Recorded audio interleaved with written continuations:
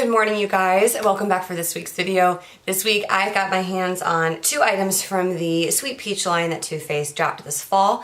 I am going to be doing a wear test for you of the Peach Perfect Comfort Matte Foundation, and then I also purchased the Sweetie Pie Bronzer Blush, which I'll open because it's super fun looking.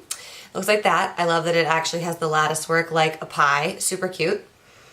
And it does smell vaguely of peach and fig. As always, when we do these wear tests, it is super early in the morning. I am fresh-faced, so I'm going to go ahead and get the foundation on. In case you missed my last wear test, I've changed how I've been doing these. I do the test using primer and powder now, whereas before I would only put on the foundation and tell you guys how that performed. So I'm going to go in first with the Becca First Light Priming Filter. Still working my way through that bottle. I ordered the Peach Perfect foundation in the color Natural Beige, which I think if my skin was not sunless tanned, it would actually be way too dark for me. I think it's kind of pushing the envelope a little bit even with the sunless tan on, but I was too anxious to film to be bothered returning it. So you open it and it has a little pump top on it, very similar to the IT Cosmetics CC cream that we did, although not nearly as thick as the IT Cosmetics. So you just pump it out. It does have a nice thick consistency, but it does start to run. So thick but liquidy still. And the pump feature is really nice. This is also a really big bottle. Most foundations are only 1 fluid ounce, whereas with this one you get 1.6 fluid ounces in the product. So that's kind of a nice touch too. This one also has kind of a fruity smell. Less so than the powders, but it's still there.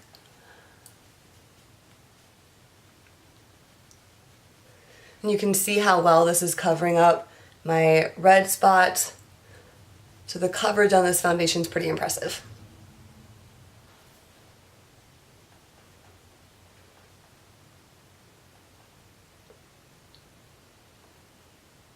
So I'll zoom in really quick and give you guys a close-up of my skin with the foundation on. I feel like it is a full coverage, but not an unnatural full coverage. I feel like enough of my natural skin shows through that it's not that matte cake face appearance. What I do find interesting is that it's a comfort matte foundation, but I don't feel like it's super, super matte. It reminds me a little bit more along the lines of the YSL that we recently tested, or even the Givenchy Matissimi Velvet Foundation, where it's sort of a softer finish. So I'm going to go ahead and go in with concealer and powder as well and finish that up, and then we will put the Sweetie Pie bronzer on top. Okay, so I went in under my eyes with the Maybelline Dream Lumi Touch Highlighting Concealer. Fun facts about this one, I did a video about it. It's just a quick 5-minute one, but I'll link that in the description box below for you. And then I set my entire face with my typical Maybelline Fit Me Translucent powder. Now that we've got that, I'm going to go in with the Sweetie Pie Radiant Matte Bronzer. If you've been with me for a minute, you know how much I adore my multitasking blush bronzer by Lancome from their summer collection, which looks like this one. So what really intrigued me about this one is I'm hoping you can tell it's actually a little bit shimmery. So whereas this is completely matte blush bronzer, this almost seems to have like a blush bronzer highlighting effect. So love that. And I used it one time and I was really excited by how it looked. So let's see if I can get it to come up on camera. So just going in with my typical bronzing blush, as you can see, getting a nice swirl, and we're gonna go in. Can you see kind of that radiant highlighting effect that we're getting there? That's super nice.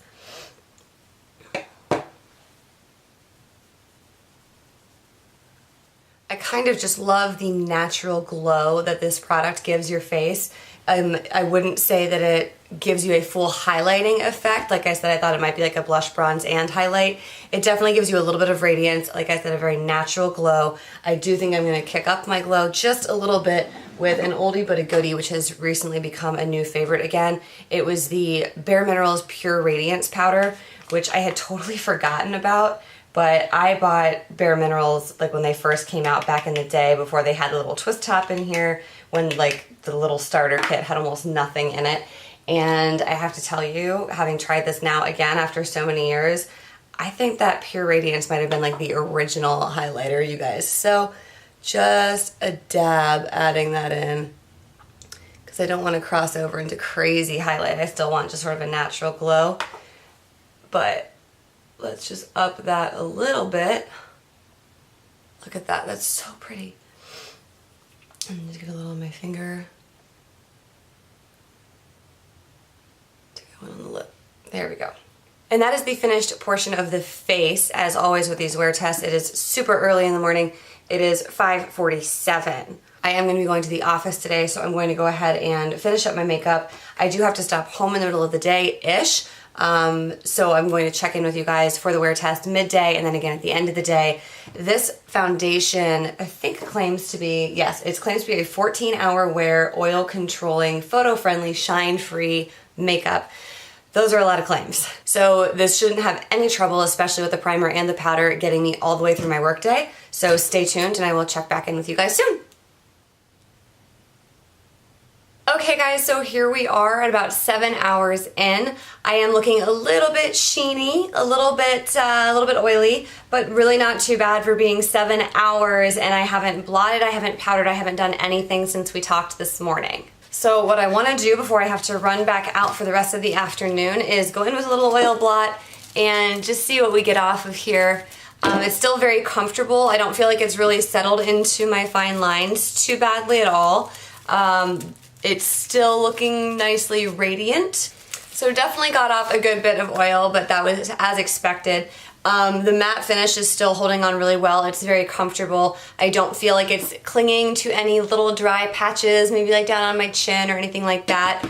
It's wearing very, very well. So I'm really quite pleased with it so far. So as I mentioned, I'm gonna have to go back to the office for a few more hours this afternoon. I will check in first thing when I get home, and that should put us not to 14 hours by any stretch, but I think somewhere around 10 hours. So we will look into that. Just as a side note, I also went in and finished my makeup this morning, obviously, after I put on just the face. And I did actually use the Sweet Peach eyeshadow palette, which I actually purchased when it first came out. I want to say like a year ago now, but I believe I did a swatch video for that, so I will link that down below for you guys too. And this one totally does smell like peaches. I just got a waft of it when I like clicked it shut. So that's it for this update. I will be back again in a couple of hours. Okay, so here we are 11 hours in. I think that I'm looking pretty oily now. I don't think that the oil control is holding up. I did realize that after I did my afternoon check-in with you guys, I did the oil blotting sheets, but I never went in and repowdered anything, so there is that to keep in mind. Regardless, I'm feeling pretty oily. I feel like at this point, if I were to blot or powder, it's kind of gonna start sliding off. I don't feel like the coverage is quite as good as it was this morning. However, I do think that if I had maybe powdered halfway through the day, I could have gotten a little bit more life out of it. So I think that the 14-hour wear claim is a little bit generous on this. Otherwise though, I do really like it. I do feel like it's comfortable. I love that it's $36 for 1.6 ounces. Like I said earlier, typically it's only 1 ounce that you get with a foundation. I like the formula. I like that it's not super liquidy, but also not really thick, heavy cream. I said earlier because of the tube, it reminds me of the IT Cosmetics CC cream, but that is a really thick, heavy cream. Whereas at the same time, it's not as liquidy as, say, my Dior or my NYX Total Control Drops foundation. So I really like the texture.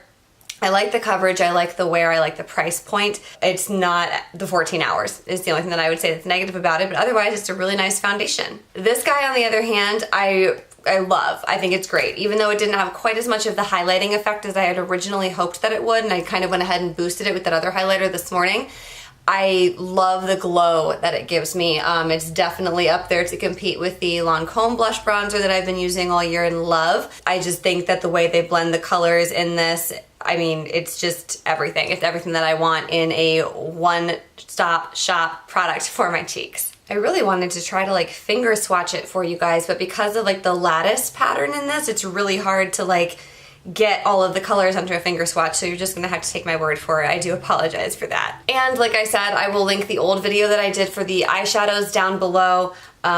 Same opinion as I had back in the day about them. Too Faced is always a good eyeshadow. Still not quite touching the Lorac Pro shadows that I love so much, but these are great too, super fun, very versatile, mattes, sparkles, everything. You can check that out in the other video. So that is where I am going to cut off this review, this wear test. I should probably start getting like a scale to rate all these foundations on, because I always come on here and I'm just like, oh, it's great, you should check it out. So until I come up with like a more formal scale, I will say I really, really like this foundation. I feel like the price point is good, the quantity is good, the wear is good, it's comfortable, it leaves my skin looking very radiant with a good glow, even though it's mattifying, which is also a nice sort of, you know, you get a little bit of both. I did not like it as much as my YSL foundation, which I reviewed for you guys in the past couple of weeks, but I like it more than, say, what's another foundation I've talked to you guys about recently?